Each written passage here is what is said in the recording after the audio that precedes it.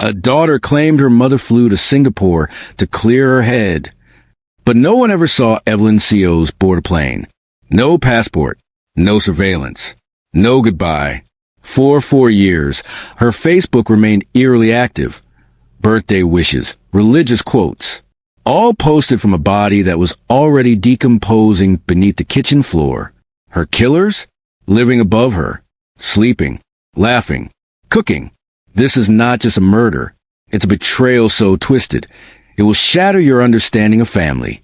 This is Everything Crime. Subscribe now, because what you're about to hear will disturb you forever. To those who knew her, Evelyn Seos was a light in the neighborhood, a woman with kind eyes, a soft but commanding voice, and a presence that calmed even the rowdiest children on her block.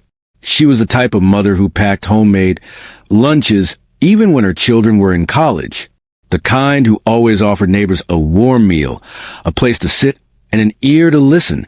Dasmariñas, the city she called home, is nestled just south of Manila in the Philippines.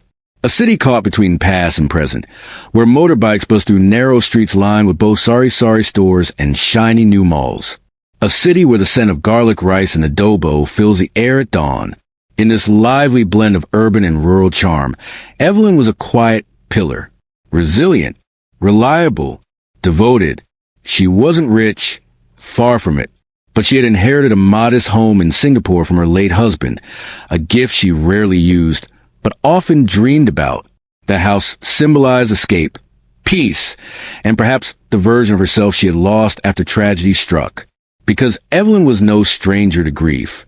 She lost her husband early, so suddenly that she never really spoke about the details. One day he was there, and the next she was raising 2 children alone.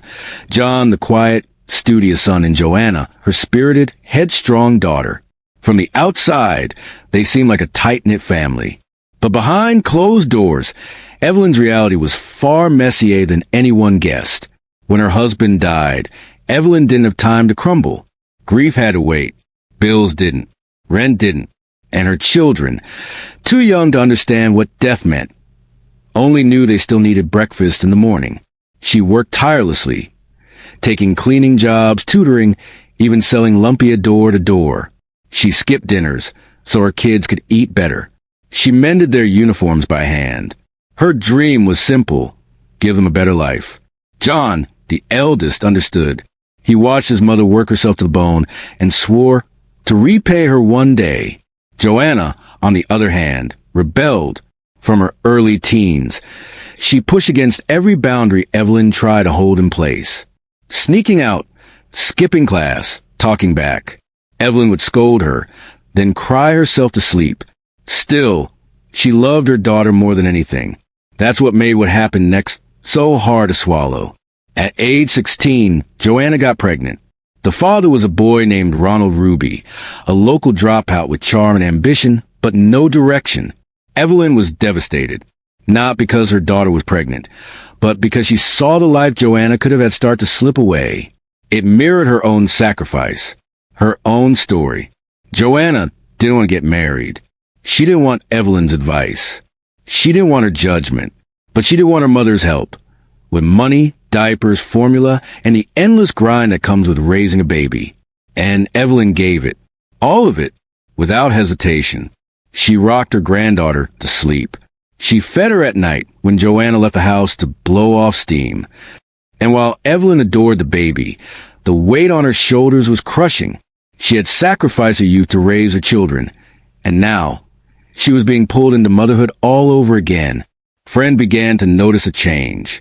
Evelyn was more tired, quieter. She stopped when at church potlucks. Her messages grew shorter. She stopped smiling in pictures. What no one realized was that tension inside the house was no longer just emotional. It was turning physical. Neighbors later reported raised voices at night. Screams. Cries. Things crashing against walls. Some said they saw Joanna storm out of the house in tears. Others said they heard Evelyn shouting behind closed doors about respect and boundaries. Ronald, meanwhile, was rarely seen during the day, but neighbors whispered that he had a presence. Something cold. Something that didn't belong in Evelyn's warm, open home. Evelyn confided in a friend one day over coffee. Just one sentence. "I think my daughter's becoming someone I don't recognize." She tried to take a short trip to Singapore, not for fun, not for sightseeing, just to breathe. But Joanna insisted she stay. "Who's going to take care of the baby if you leave?" Evelyn stayed. She always stayed. On August 20th, 2016, Evelyn was supposed to meet a friend for merienda. When the friend texted to confirm the time, she got a strange response. Not from Evelyn, but from Joanna. "My mom's gone to Singapore for a few weeks. She said she needed to clear her head." It was out of character. Evelyn never left without saying goodbye, and she never gave her phone to anyone. Still, people wanted to believe it. Evelyn had endured so much. Maybe this was her moment of peace. But peace doesn't come in silence. And Evelyn's silence was just beginning. The official story was simple. Too simple. Evelyn went to Singapore to clear her head. That's what Joanna told anyone who asked. Friends, neighbors, even Evelyn's son, John. It wasn't out of the realm of possibility. Evelyn had spoken to that house in Singapore many times. It was her escape hatch, the only piece of her late husband she still had, a house she rarely used, but always kept in her heart. So when Joanna delivered that message, everyone wanted to believe it, wanted to, but belief has limits. And Evelyn's absence slowly unraveled everything. At first, people waited patiently. She'll be back soon. She deserves this break. But then a week passed, then two, a month, 2 months. Still no calls, no video chats, not even a single selfie from Singapore. And that's when the whispers started. Why hasn't she reached out? Why is Joanna speaking for her?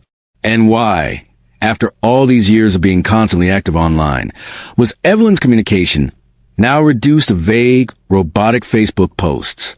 It wasn't just a lack of contact. It was the tone of what came next.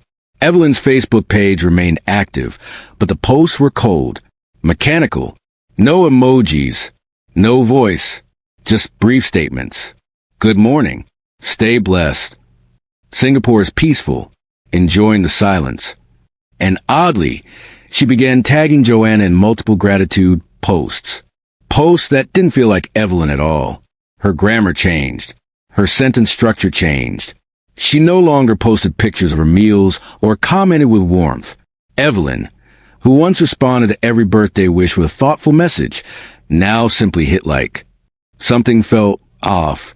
But no one wanted to admit the unthinkable, because to say it out loud was to accept it. Evelyn might not have left at all. Her son, John, felt it in his bones. His mother had always been the glue that held them all together. She never left without saying goodbye. She never spent more than a few days without checking in. And she never missed his birthday. But that year, August 30th, 2016, there was nothing. No call. No message. Not even a ghost-written Facebook post. When he messaged her, she replied 2 days later with, "Busy. Talk soon." No hi, Anik. No heart emoji. No warmth. It wasn't her. Not even close. John tried to confront Joanna about it. She dismissed him. She just needs space. Stop being so dramatic. But his gut was screaming. Something was wrong. So he did what any worried child would do. He filed a missing persons report. That was 2018, 2 years after his mother's supposed trip. By then, most people had quietly moved on. Friends had given up asking. Neighbors stopped noticing. Evelyn had become a memory. But for John, that silence became torture. Every night, he went to sleep wondering if he had failed her, if she was still alive, if she was calling out to him. From somewhere no one had checked. And yet, when he brought his fears to the police, they brushed him off. Her Facebook's active. Her passport's gone. Maybe she just doesn't want to be found. Those words would haunt John for the next 2 years. Because what the police didn't know, and what no one had dared investigate, was that Evelyn Seos had never left the country at all. Years later, during an internal review, a lower-level investigator found no exit stamp for Evelyn Seos from any Philippine airport. No booking record under her name. No immigration record. Nothing. Her passport was missing, but had never been used. So if she hadn't left, where was she? By mid-2020, John returned to the family home. It was raining season. The roof leaked. The kitchen tiles were cracked and misaligned. Mold crept up the walls. The place smelled odd. Not sewage, not dampness. Something deeper. Something rotten. He hired a crew to renovate the kitchen, hoping to restore the place for Joanna and her daughter. Maybe, just maybe, his mother would return and smile at the sight of her newly remodeled home. But then, just days into the demolition, the crew called him over.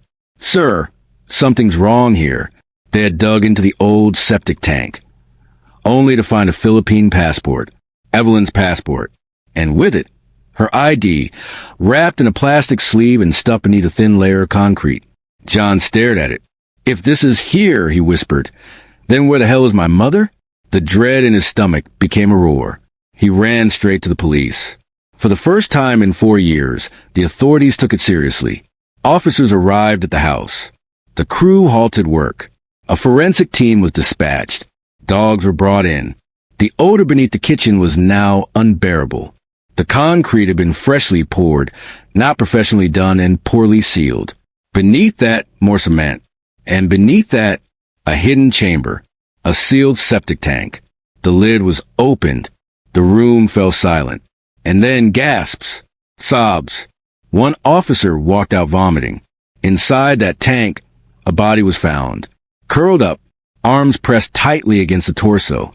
Skin and muscle on decayed. Hair matted and floating in the sewage. A mother buried beneath her own kitchen. Her family living above her. A week later, the DNA came back. It was Evelyn. John collapsed when they told him. His worst nightmare, confirmed. The guilt, the rage, the heartbreak. It all came crashing down. He had eaten meals in that kitchen.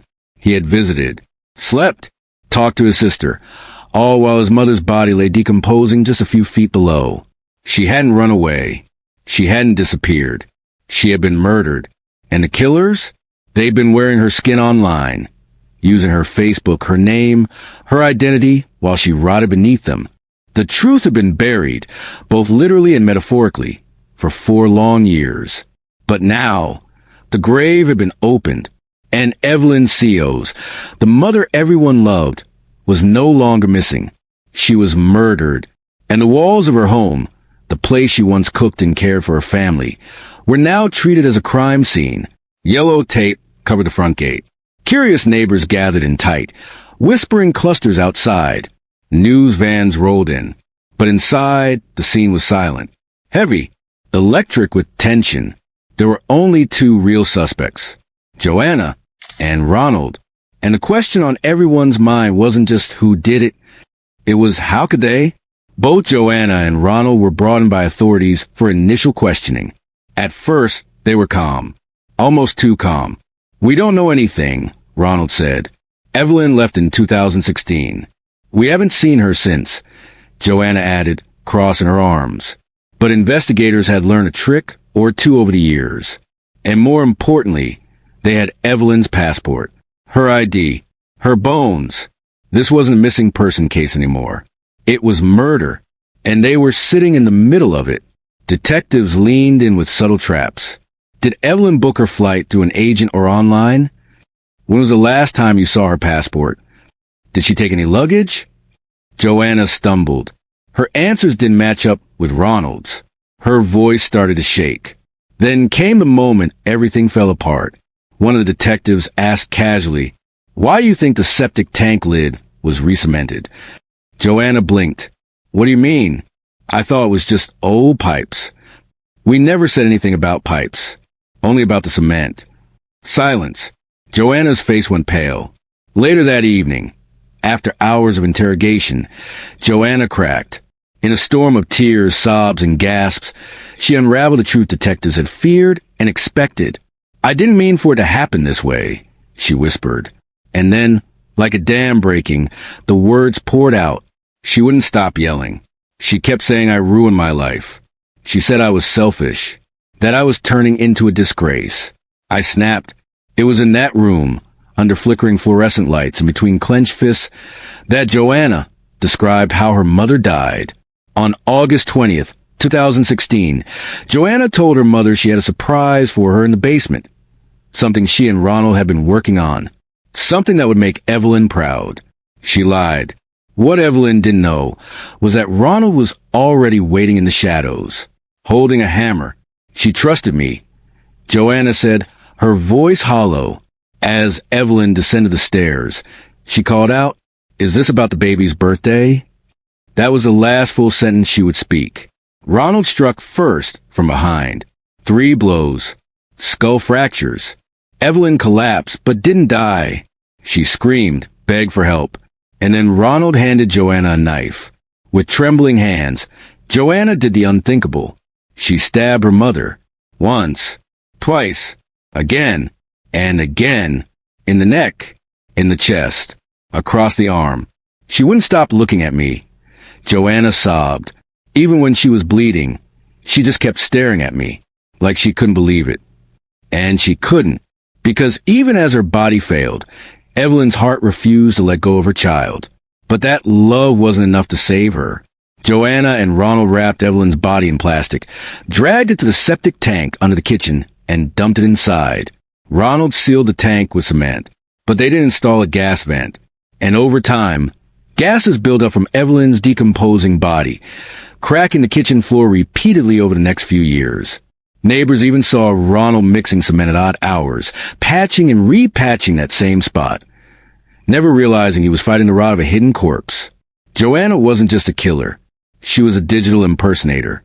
She logged into Evelyn's Facebook, posted updates, responded to friends, even sent birthday messages to herself as if they came from her mother, all to maintain the illusion, all to cover up the horror beneath their feet.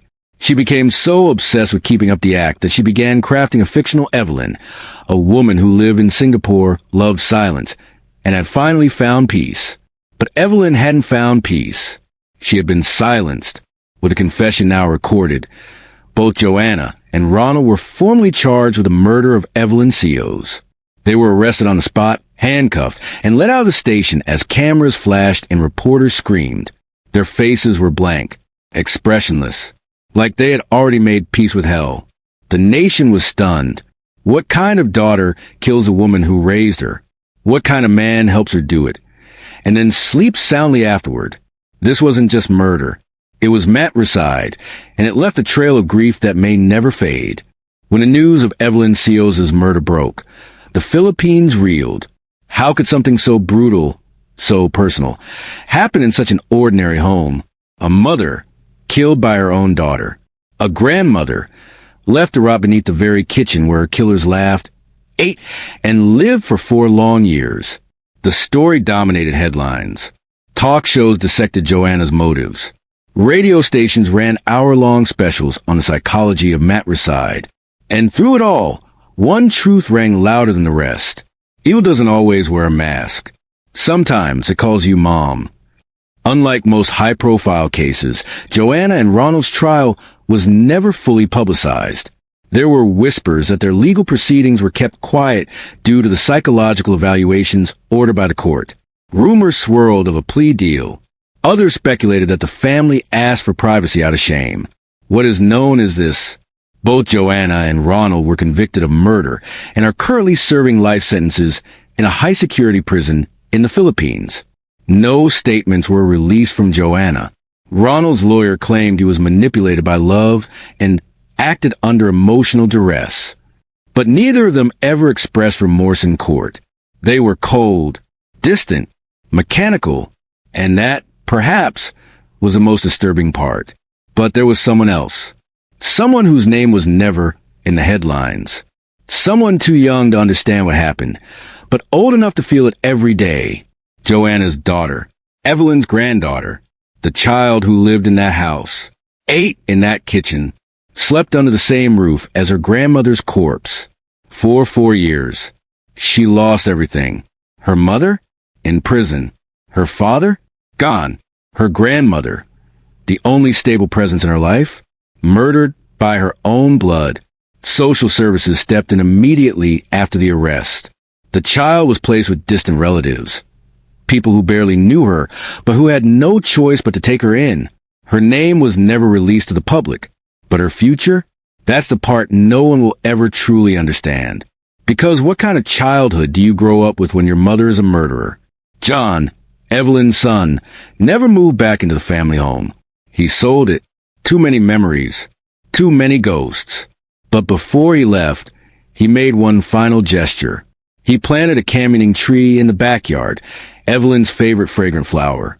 He buried a small locket beneath it. Inside the locket, a photo of Evelyn holding her 2 children when they were babies. A memory frozen in time, untouched by betrayal, rage, or loss.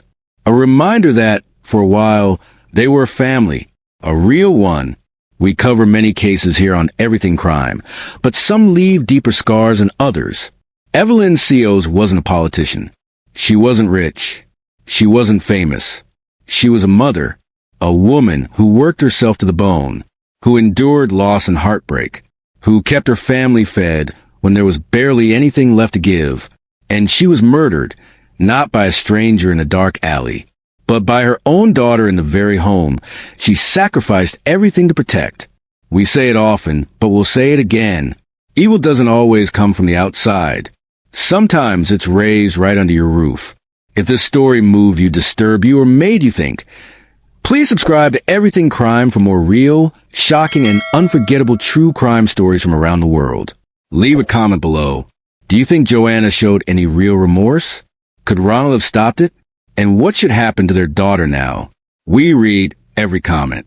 Until next time, stay safe, stay alert, and remember, sometimes the darkest crimes happen in the places we least expect.